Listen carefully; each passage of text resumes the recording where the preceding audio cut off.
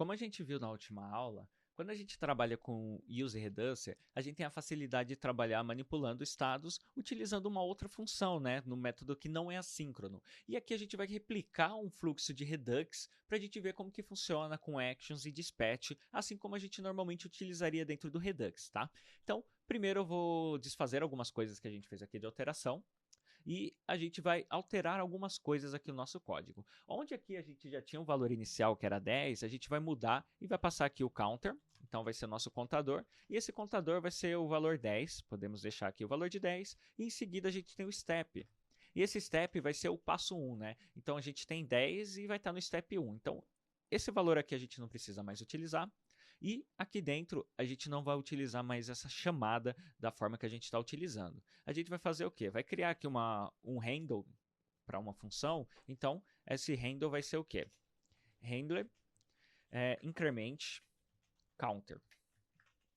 Então, eu vou ter um incrementador de contagem e em seguida eu vou passar aqui dentro dele o quê? Eu vou passar o meu segundo parâmetro, né? Que agora ele não vai se chamar mais setState. Eu vou mudar o nome dele para dispatch para ele ficar mais fácil a nomenclatura e ele ficar bem padronizado com o que a gente normalmente utiliza no Redux. Então é dispatch, escrevi errado, dispatch, e dentro dele a gente vai passar um objeto. Esse objeto ele vai ter o quê? O type. E esse type ele vai ser uma string, que essa string vai ser qual tipo de dado que a gente vai utilizar ali, né? Qual tipo de tratativa a gente vai utilizar ali. E a tratativa vai ser o quê? Vai ser increment underline counter.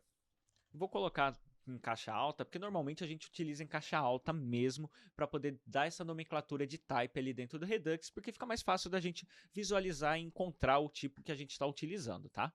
E para isso a gente vai fazer o quê? Vai chamar essa nossa função aqui e ele vai quebrar o nosso código. Por que ele vai quebrar? Porque agora o nosso state, a gente tem que acessar o counter, né? Então eu vou ter que passar o state.counter, porque ele está dentro de um objeto agora, e aqui eu consigo trazer ele atualizado, tá?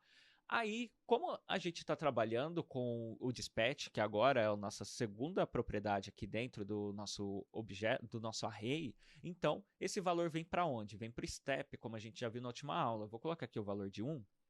E esse nosso step, ele passa o quê? A ser action. Vou colocar minúsculo.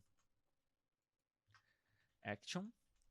E esse valor de action, a gente vai trazer aqui qual que é o valor dele, né? Então, o nosso action, ele traz aqui pra gente o objeto do type, né? E como normalmente a gente utiliza dentro do Redux o switch case para fazer essas tratativas, a gente vai trazer essa realidade para cá também, né? Então, vamos trazer aqui o switch case. E esse switch case vai trazer o que pra gente? A validação. Então, ele vai ficar escutando o action.type para verificar. Se o action.type for igual aqui a increment, deixa eu colocar aqui como string, for igual a increment, ele vai fazer uma determinada tarefa, né? Que vai ser o quê? Vai fazer o incremento ali do nosso valor. Então, eu vou dar um return. Não, vou dar um return. E esse return vai ser o quê? O nosso state, que é o nosso valor de estado inicial, que vai ser o nosso 10. Então, o nosso state, a gente vai utilizar o split operator para quê? Para que a gente não exclua o type, né? Como a gente já viu ali no módulo de use state, né? Então a gente tem esse valor e a gente vai passar aqui o counter, porque é o valor que a gente precisa mudar.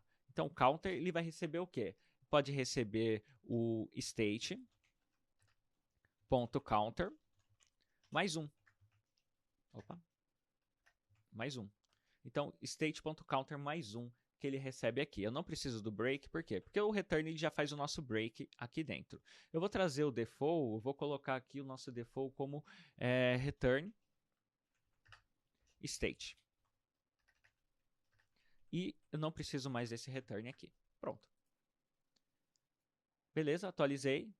Aí toda vez que eu fizer o update aqui, ele vai trazer aqui, porque ele está pegando o nosso estado e vai colocar mais um. Mas, por exemplo, e se eu quiser reduzir um valor, né? Se eu quiser reduzir um valor, eu só preciso mudar aqui para menos. Aí eu posso fazer a redução do meu valor. Tranquilo. Mas beleza. Se eu quero trabalhar com um outro dispatch, quero trabalhar com outro type, o que eu faço, né? Então, bora lá. Eu vou replicar isso aqui e vou colocar aqui como decrement. Vou chamar de decrement type e vou colocar aqui como handle decrement.